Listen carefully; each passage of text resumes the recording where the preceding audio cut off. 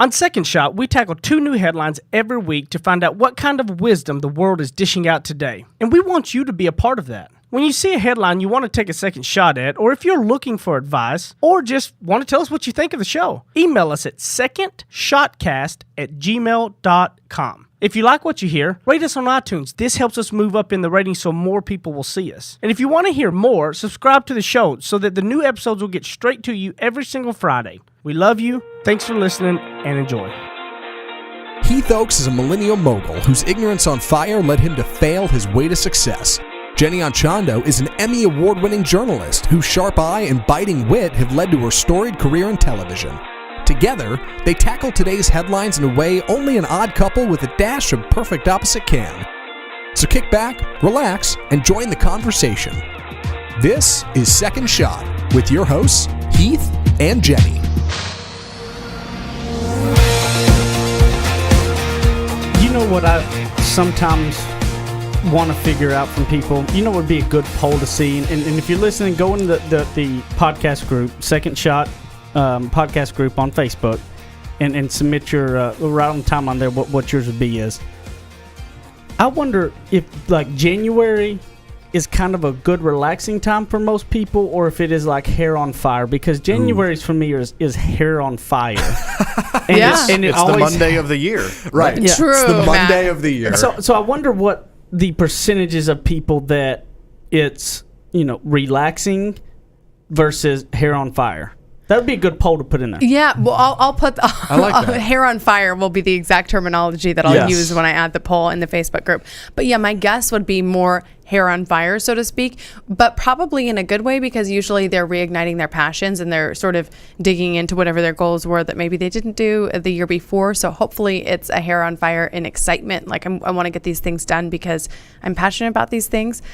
Also, if people are procrastinators, maybe they're relaxing because they're like, I have until the entire end of the year to achieve my get them goals. done. Oh man! So we got Jenny, Zach, and Matt as always, and myself. Hey everybody. Howdy. Hello. I forgot I was wearing my Second Shot shirt today. Hold Oh, on. well, Take it off, please Superman. take it off. Okay, go watch You guys YouTube have to right watch now. the YouTube video. Zach is stripping it down, baby. Perfect. Wow, wow, wow. It's so good, and I like it with the denim. Yeah. It's perfectly I'm styled. working on my fashion. Thank you. I can tell. He Yeah. has on like a khaki colored jean. Isn't denim like I the can- 80s and 90s? No.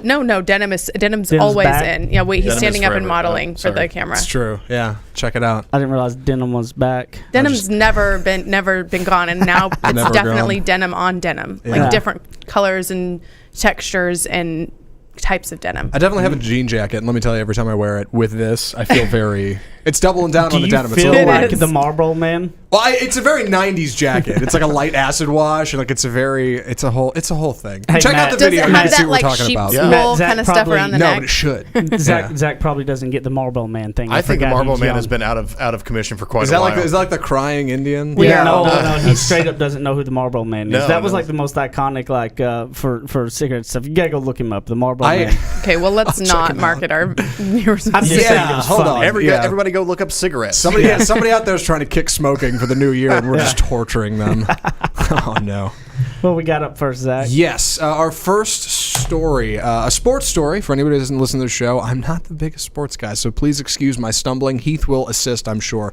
Sources say the A's get clearance to sweeten Kyler Murray's deal. The Oakland Athletics can sign Kyler Murray to a major league deal and offer him significant guaranteed money to choose baseball over football without running afoul of Major League Baseball rules. The latest twist in a sport versus sport battle for the Heisman Trophy winner, Kyler Murray, that's expected to be resolved in the coming days. Apparently how this worked is he had been involved with the A's and then signed to play football, and now the A's want him back, and he doesn't know which way he's going to go? So here's how it works. Yeah. Kyler Murray going into his senior year at Oklahoma as a quarterback. He's a local Dallas kid. He's from Allen High School. That's where he played. Never lost a game in all of high school. Good Lord. Not one game. Won 4 state championships in a row. It's crazy.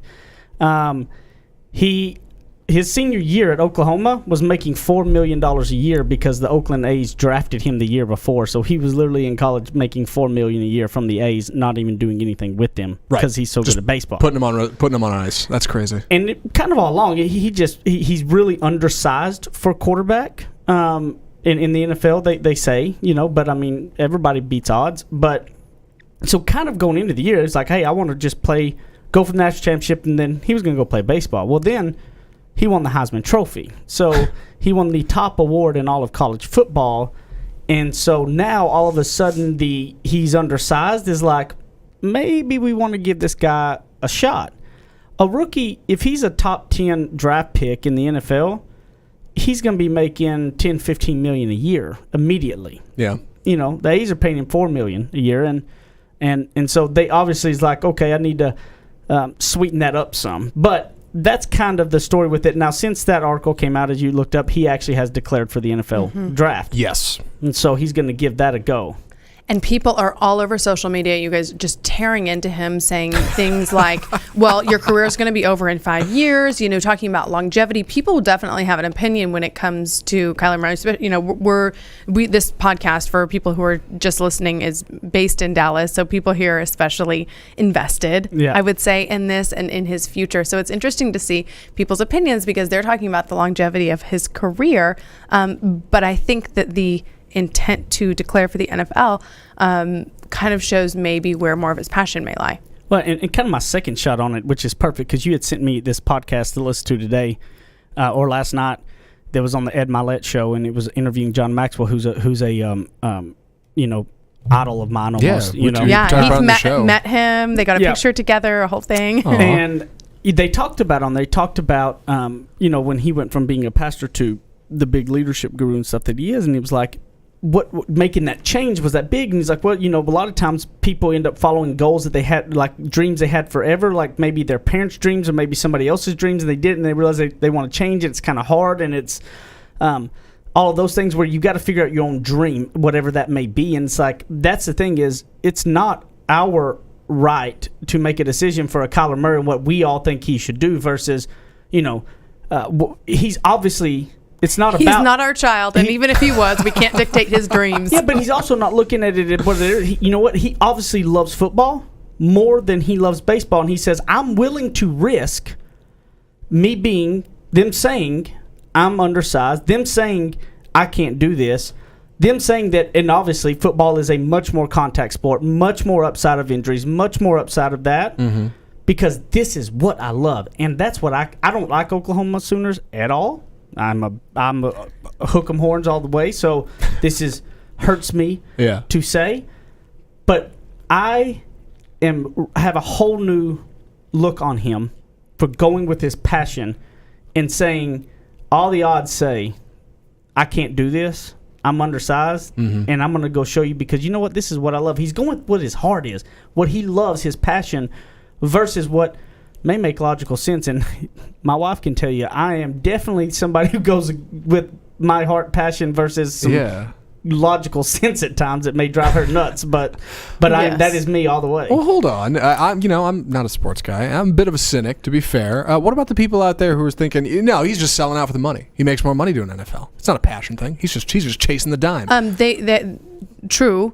But also look at the number of years he could be playing baseball. I mean, none of us really know. Long-term baseball career is much, much longer. And so there are parallels people can make in their own lives right now. For example, broadcast journalism career, a TV career. People might say, okay, well, that sort of ends when you're, hopefully things will evolve and it won't always be this way. But maybe 40, 50, 60, you know what I mean? It's not something you do till the end of life in terms of a passion, but people do it because they love it and they want to spread that message. And also we get so wrapped up in whatever the next step is. I know, because I am someone who does this, and Heath knows this. I think about, okay, so if I'm going to do this, what's this going to look like in 5 years, 10 years, 15, 20 years? Well, the world's going to be so different that I can't plan for that. Yeah. So we have to do, I don't want to say immediate gratification, but what our current passion is, and also what we know we're really good at. What a gift that he knows and has confidence in the fact that he's really, really good at football, and he's not being necessarily distracted by these other things, the baseball carrot out there that may not bring him the ultimate fulfillment. And what I think you just said was so key, which is the fact of that long-term stuff. I've never been a long-term goal person. I've never been a fan of it because I can look at every 3, 4, 5 years and where my life was versus where it was just 3-4 years from there, and what had changed was so drastically, I never even could have saw that coming. So like, I've never been that type of person. And when you think about it, that's what happens with us in life, is that sometimes we try to plan stuff so far out ahead. However, or you won't go there because you can't see it, right? Mm-hmm. Exactly. Think about it like this. If it's nighttime, you're on a pitch dark road, right? You turn your lights on your car. You can see probably 200 feet or so, in front of you maybe, right? Mm-hmm. But you don't stop driving because you can't see past that 200 feet, right? Mm-hmm. You keep going.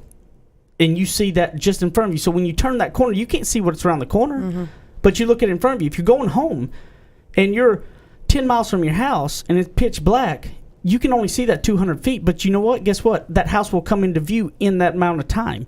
And I think that's that type of picture you got to look at and go, you can't always just look this long term because you honestly may not know what it is. You got to trust that 200 feet in front of you. Enjoy that journey. Have your concentration there. Yeah. And see what the heck happens with it. And trust yourself. Yeah. Trust yourself. Trust what you're looking at. Trust what that view is. Like you can't keep pushing for these goals. If you don't ever get there, you don't know what's coming on beyond that. Mm-hmm. You can see what's in front of you. Look beyond the light. The light will get there. You will see it. Your house will come into view. Your house will come into picture. But you can't ask for it 10 miles back. It's just impossible, Mm-hmm. So you've got to trust the journey. Enjoy that journey. Watch it along the way. And wait till that light comes into view. That's what I think Kyler Murray's done. He's trusted what he did. His passion is. And I congratulate him for that. And I think it'll always work out in the end if you go with what your passion is and what you want to do. We'll be back in a minute on the second segment of Second Shot.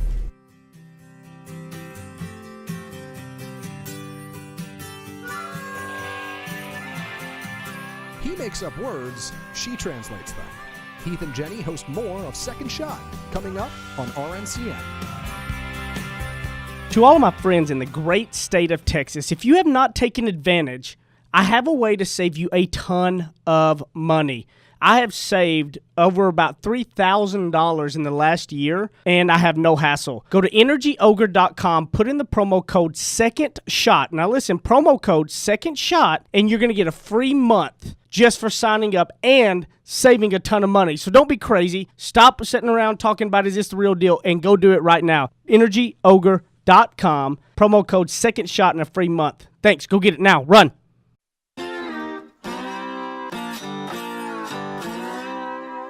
Ready?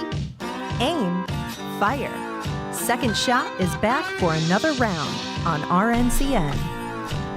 We're back for another round, and I love how Zach and Matt and them want to put in there about me making up words and Jenny, actually correcting and making sense of it all. Oh, that was such a good line. It was. Some best producers here. Some Second Shot fan out there one day will put together like a compilation of Heath hot take words, and it'll be fantastic. Oh, yeah. Please. Such a That'd good be challenge. Yeah. That would man, be. please. That would be. That would Slide be, that into our inbox. That would be like next level epic. And man. we got to find. We found out we're going to Australia in March. Whoa, We are. Australia. Yeah. When did you find? Okay, It's one found of the out. it's yeah. one of the incentive trips at Colonial. Really? Yeah. There's national trips every year, and we've been all over the world for free with Colonial.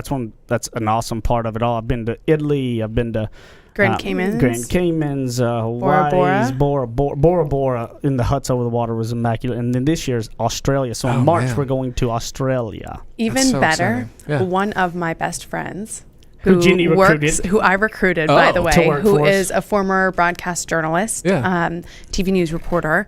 She now This is her works. third year or so? Yeah, this is her third year, and I was like, "You've got to go on one of these trips." Yeah. because I go and it's all his colleagues. So I'm like, Sure. I want to recruit a friend. So I recruited my smartest, most hardworking friend, and she Made the trip too. Made the trip. She had, was really like top of her class, so to speak, in the portion of Colonial that she does. So she's going to. Wow. So I'm really excited. That's tremendous, guys. Yes. When is this, March? Yep. You're going to have to bring back photos and stuff. We're going to have to. Oh, yeah, we'll have You know, We're I'll gonna talk about that on the Instagram show. story Yeah. the Come on. entire thing. We will That's have a long plenty of flight. Oh, that's what I'm dreading the most. I'm looking forward to some third segments leading up to March where we can talk about this. The flight, packing, Yeah. how do you get ready for that? That'll be great. the a long flight. trip. How Oh, do you get man. ready? The flight is all I'm worried about right now. Okay, way to be optimistic and positive. Just Sorry, I didn't mean to bring the mood down. How long is real quick? How long is that? Isn't it like 15, 20 hours. 15.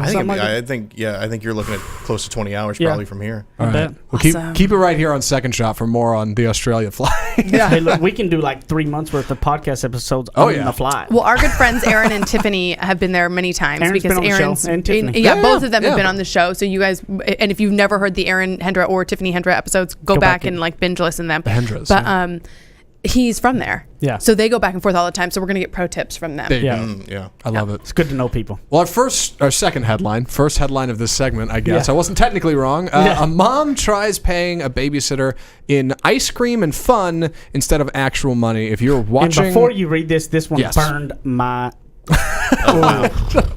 Yeah, we got this headline from Heath, and I started reading, and I was like, Matt, you got to look at this. Like, this is a wild story. If I was you mad all day. This is mostly, I'm going to sum this up, but this is mostly an archive of text messages. If you're watching the video, it's on screen right now. Check it out. It is worth cool. looking at. But yes, if you have a great babysitter, you treasure them above all other things. After all, when you've got a person to trust to watch your kids so you can get some time to yourself or go to work without worry, that sitter is worth their weight in gold. Or an ice cream and fun, as one horrible mother suggested in a set of jaw-dropping viral texts. On Reddit, this got shared. A user shared a string of texts between their sister and the woman who is the infringer here.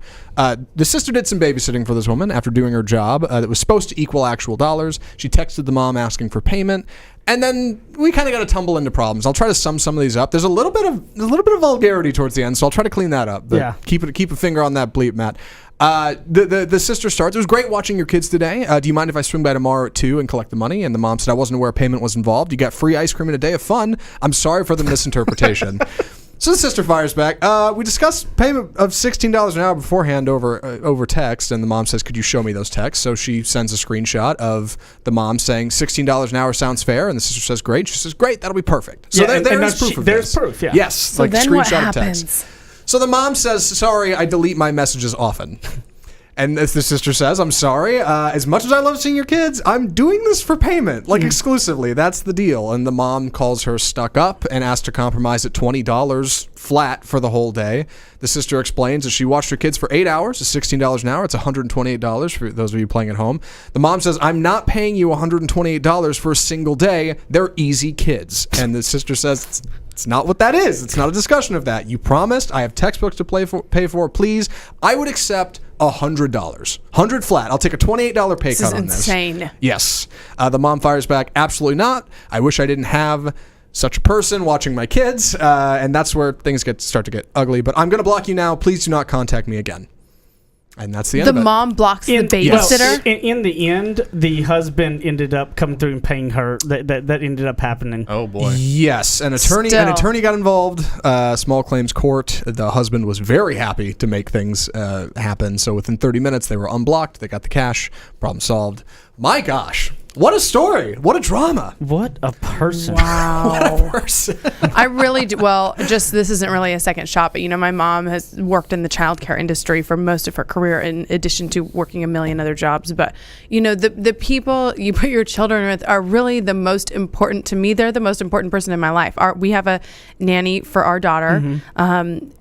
Who is she is our family. She is one of the most important people in our life. Huge. I want to always make sure she's happy. I want her to be well compensated. I want her to feel loved. I mean, so that's just insane. That's just shade on her kids. and she's throwing shade on her own kids. Also, kids are... No one's child is easy. Who wants to work for ice cream and a fun day? Really? Yeah. Come on. What is that? I'm sure that young lady had a lot more ideas of what a fun day would be to her than ice cream and well, then watching hang out kids. with your own kids then if they're so fun. I'm with you. I'm just saying. It's amazing to me. I don't now. If the young lady did not have the text message of saying they agreed to $16 an hour, I could say we really don't know what was said and not, right? Like we don't know. But she has that text message that says $16 an hour. It's very clear. The mom proposed the price point. Yeah. She was the one who was like, 16 an hour is okay? Come on. Yeah. There was a clear social contract there. So crazy. And what was your second shot at? My second shot on this is one of those things that in time, the decisions you make and who you are as a person from your character and your morals and everything, perception does matter. And there's a lot of times that situations may come up that, unlike like this one that's just very clear cut of this, but in general, there are times it may come up that you really feel like this is not my I shouldn't have to maybe cover this part or whatever. That's not what we agreed upon, and maybe there's a lot of gray area. Yeah. You know? I'm the type of person in a lot of those gray area situations, I always end up maybe going above on just doing it versus even if I don't feel like maybe that was my part to cover. Mm-hmm. Because I don't want a perception to ever be that I'm somebody that's not trustworthy, that's unfair, that I don't stand on my word. And a lot of times that happens, and people go, well, because they don't know the whole story. You're correct, but they will never know the whole story. Most will not know the whole story, so that is why perception matters. Right. And there, especially in our world, right? I recruit people to a career of building a business for themselves, right? And they got to get it built up and stuff. So there's got to be a lot of trust in what I'm telling somebody. Mm-hmm. So if there were ever somebody that I go, look, honestly, that's not my part to deal, and it really wasn't, right? Let's just say I'm really not in the wrong, like it wasn't. But yet that person feels like I didn't do them right, and that one, and anybody I'm recruiting asking, they go, well, he did me wrong and didn't do anything. That can hurt me down the road versus covering it then, because when I go to recruit people and they want to go look up and ask about me, there may be people that don't like me. There may be people that said I was harsh on them, maybe giving them whatever, but none of them will say they can't trust me and that I didn't do them the right way. And that perception is critically important. Or this lady, the chances of her ever getting a babysitter to ever help her again are slim to none. Mm-hmm. Right. That's the truth. Yeah. Yeah. I mean, gosh, especially when it comes to a priority like your children. Yes. So the sort of trade scenario, my second shot on this is just, in the social media world, when you have a certain amount of followers, people want to do business with you, so to speak. Now, business is one thing, trade is another thing. Doing things for free for people because you have a large following is a third thing. Mm-hmm. That, I get approached all the time for people saying, hey, so we would love to have you over and do this thing and drive over and experience our thing, and then will you post about it? Well, what I finally did, and if you have a decent following on social media, I would highly recommend you do this. I found out, okay, well, so what is the going rate for this sort of thing? Because I was doing, and I was like, well, okay, yeah. So I figured out what is my worth on these posts, because social media is a business now for some people. Right now, for me, that's not a primary business venture, but you better believe I know now if I post from a location how much that is worth. Right. So if someone's expecting that I'm just going to come over and sit in their business and take a picture, even if I didn't like it or didn't, think that their ice cream was good, or would never take my child there, or would never go there with my husband, well, I'm not going to do that, because now I know the value in that post, and also that's my brand. Absolutely. You see what I'm saying? Because the perception is you're out there hawking anything there is that's not any good. You're not going to keep that. You're not going to keep that following up. And the people who follow my page mean so much to me. And when I recommend things to them, or when I say, oh, you guys have got to try this place or this workout, or I took Brighton here, or I made this recipe and here's a link. Usually it's just stuff that I'm doing on my blog, and it's just not even for payment. It's because I love the people that follow my page. So if I'm going to ever take money for this, it's going to be because I really, really, really believe in it. Not because I'm just like, oh, here, we gave you free ice cream, for example. So basically what you're saying is you're not going to sell out just for money, and you're not.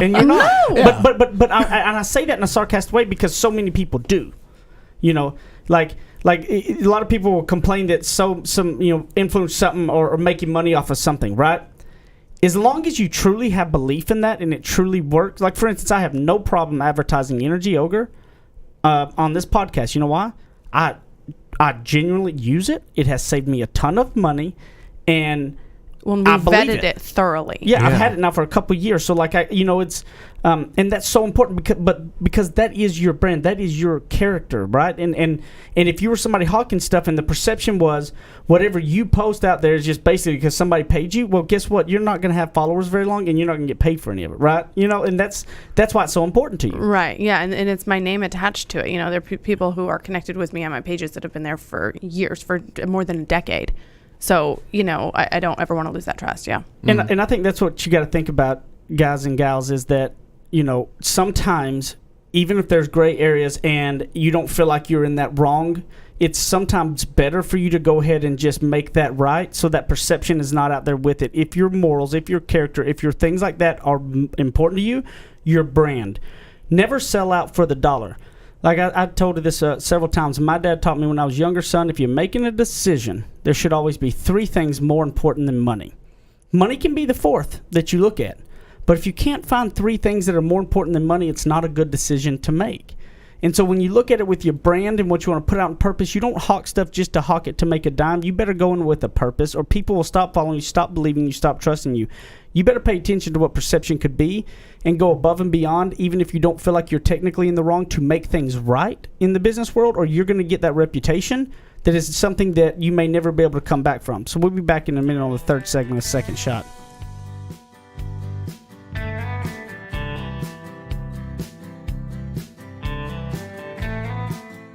Now that's what I call ignorance on fire. More of Heath and Jenny still to come.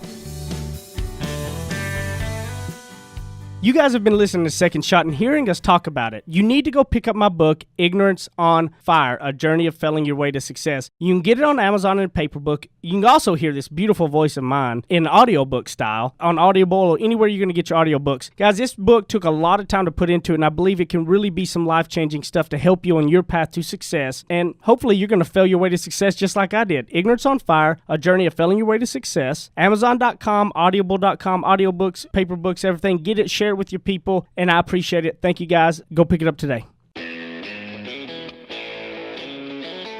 Kick off your boots or suit up. The choice is yours. Welcome back to Second Shot on RNCN. You know, I also be curious about what people think going in the Second Shot group and putting your thoughts on it, what they think about the new intros and kind of the new music and stuff. You know, that would be an interesting I'll have to do a poll on that, Yeah, too. we had a couple people speak up on episode 99 when we premiered the new intro, and they were like, oh, love it. And somebody was like, I hate it. I'm kidding. Nobody didn't like it. Because it's great. If they did, they could know that person? Right. No, Talk to them face to face. You guys did such a great job because we kind of sprung all the changes and everything on you guys. So we tried something and we tried something else. We tried something else and found something that was just like, yeah, I think this works. And like, I'm glad you love it. Yeah. Oh, yes, you guys are both so talented. No, We're likewise. really lucky. Yeah, we couldn't do it without you. It's so awesome. It really is. We're picking up a lot of new listeners. You know, we had the 100th episode, which is so cool. And, you know, overall, everybody's been so happy that we finally made it official with it being us in here now with Jenny and myself. And, and it's been so much more fun. I think it's gonna be exciting to watch and see how it goes. And also, I will say, guys, y'all have gotten really cool and creative with the video stuff because I've watched some of them.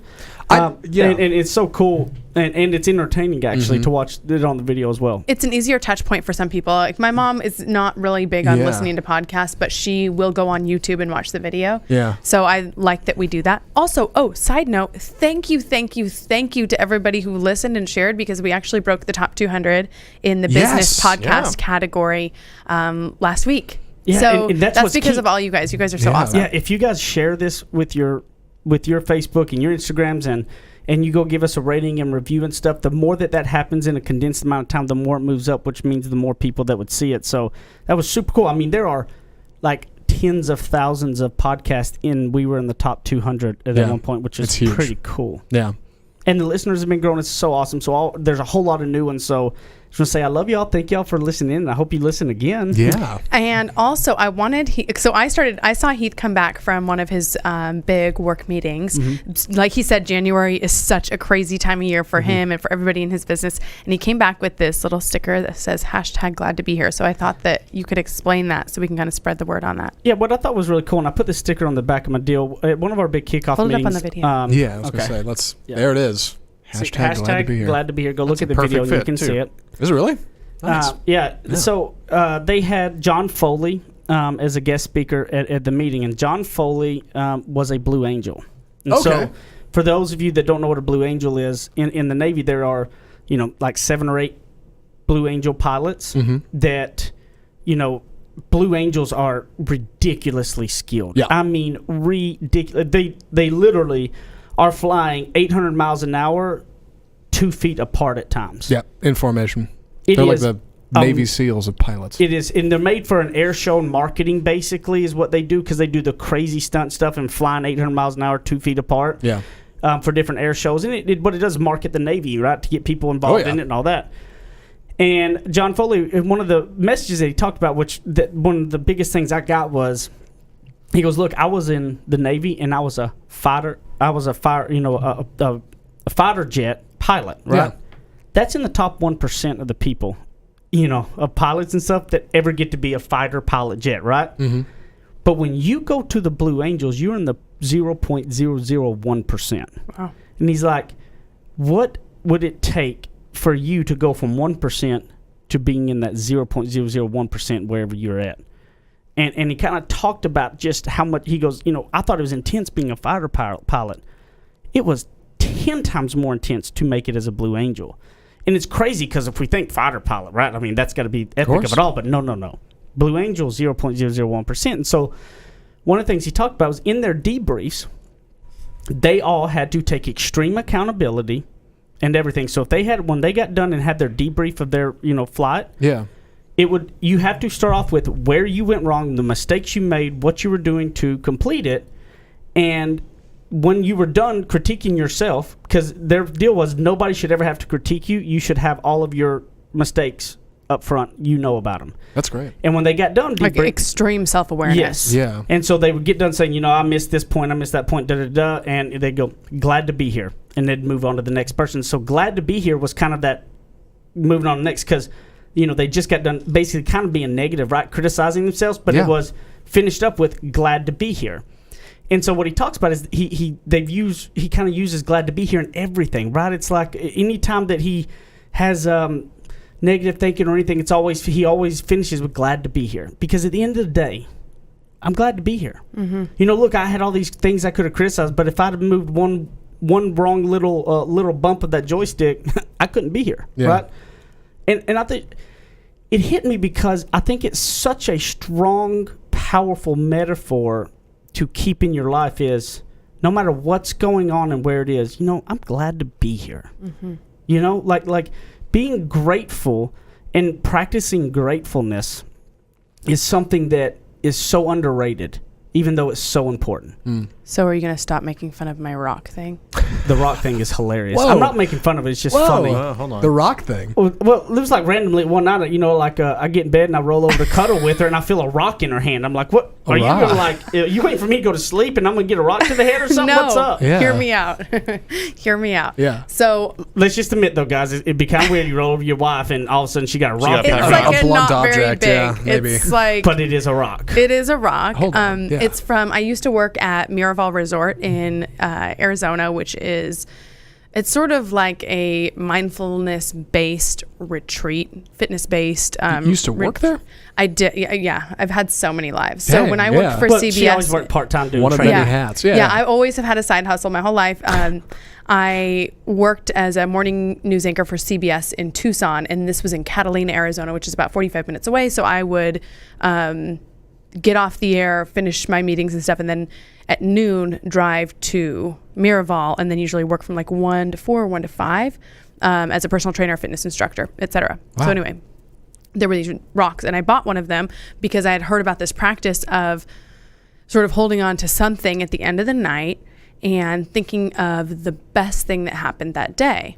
And the reason that sounds super simplistic, but it's the process of finding the best thing that leads you to go into bed in a positive mode. Because over the course of trying to find out the best thing that happened that day, even if it was a bad day, you think of a lot of other sort of good things that happened. Like, okay, well, I woke up and, I was at work and I, got to work and they're going to pay me for that. And also I got to have a phone call with my mom. Oh, and also, oh, wow, I discovered this new restaurant. That's right. That was pretty cool. And my friend called me. We hadn't talked for, a while, and that was great. And I actually did get to have dinner with my husband tonight, so that was good. So it makes you go over all the little positive things, and then you pick like a best one. It's just with you and yourself. And I like the rock because it sits by my bed and I hold it. And I guess Heath had never noticed me doing it because I hadn't rolled over and for a long time we bed. never really slept. We never got to Oh, that's bed right. at the same We time didn't. for Yeah, so because long. my work Ships in the schedule. night. Yeah. So I was in there, which is me and the rock. Just her and the rock hanging out. Now I'm getting a little jealous over here. Yeah. The rock had all kinds of stuff cooking. Well, you're glad to be here. We know that. I'm glad. Yeah, I'm glad to be here. So anyway, Yes. I highly recommend that. Even if it's a bad day, it will make you think of.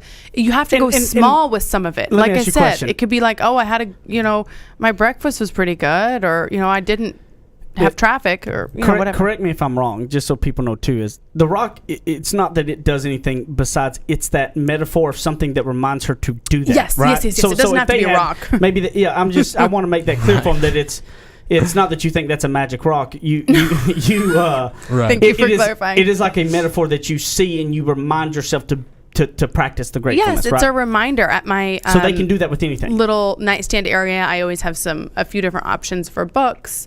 I have my magic rock. Some people may think it's odd to cuddle with a rock. You don't cuddle with it. You just hold it till you find your favorite thing, and then you put it back down. I'm gonna remember this next time. It's like 2 a.m. and I'm on my phone in bed, and Christine's like, "What are you doing?" I'll be like, "Oh, well, I'm just one, subscribing to the Facebook group for Second Shot, and two, I'm thinking of mindfulness and the happiest part of my day."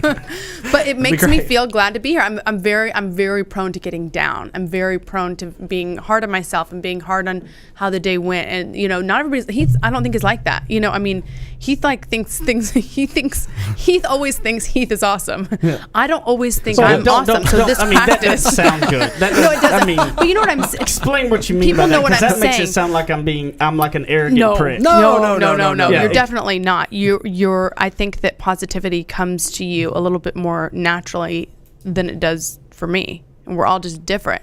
But I want to have the best, view of how my day went, and this is something that helps me with it. So it doesn't have to be a rock, but just like putting something there. It could be like a penny, or I don't know, something cute that looks cute on your nightstand.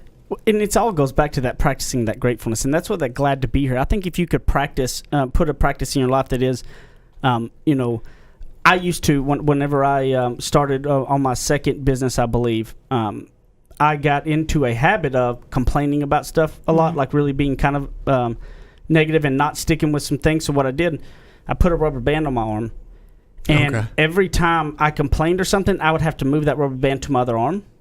And what it did I did it because it was a symbol of, and it made me think about it, right? Because that's the thing is a lot of times you do stuff and you just don't think about it. It's kind of a thing that happens. So stuff like maybe having a saying of glad to be here that you build in, that every time you're negative, you say glad to be here, and it kind of reminds you, I was just being negative, right? Because you build that in, or cuddling with a rock at night that reminds you of being thankful for the day, or a rubber band on your hand that whenever a habit you're trying to break and you go against it, you have to move the rubber band. It's little small reminders to help you do those things. It's and that's where a lot of people think somebody just is overly optimistic, whatever it is. But no, there's little things like that people have practiced in order to try to help get themselves to that spot. You know, so I would say that. Thank y'all. This 101st episode. This is awesome. This is really cool. I hope that y'all get something. You can go. There's a hashtag glad to be here. So if you go look up the hashtag glad to be here, John Foley and them have that on there. It's really cool, and you can you can go look at some of the posts on that, and then post some of your stuff. Hashtag glad to be here. I think it's a cool thing. So go around the horn. Jenny, where can they find you? Jenny and Chondo TV, JennyandChondo.com, on Instagram, Jenny and Chondo, and that's it. Well, just be me and my magic rock. I'm at AppleZacintosh on Twitter and Instagram. Facebook.com/group/Second Shot. Come join the conversation. It's a lot of fun. You can find me Matt Stoker1 on Instagram. I'm hanging out there all the time. You can find me at Heathos or at Ignorance on Fire, Instagram, Twitter, and Facebook, and in the Second Shot group. But honestly, from the bottom of our hearts, we love y'all. I surely appreciate you guys sharing. I appreciate all the listeners, and we don't take it for granted. I love you, and see you next time.